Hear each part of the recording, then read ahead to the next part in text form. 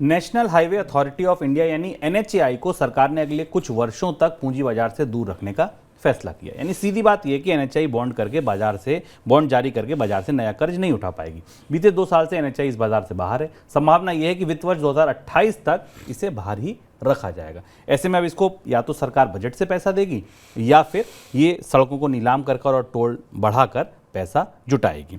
Sir, NHAI को लेकर क्या स्थिति बनती दिख रही है अब?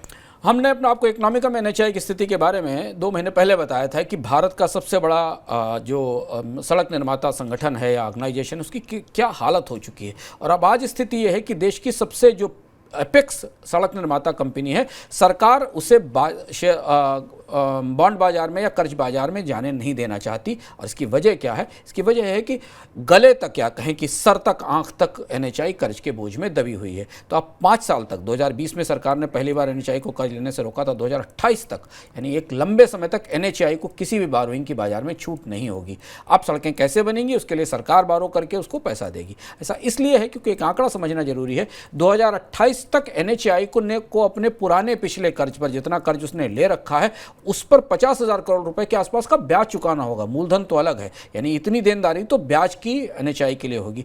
बैलेंस शीट बुरी तरह ध्वस्त है। एनएचएआई के बारे में तय करना मुश्किल लग रहा है कि वो सड़क बना रही है, सड़क बेच रही है। बनाने की घोषणा कम होती, बेचने की घोषणा ज़्यादा होती। अभी हमने आपको कल ही बताया था कि एनएचएआई कई सारे अलग अलग स्ट्रेचेस में 300 किलोमीटर के आसपास सड़कें बेच रही है।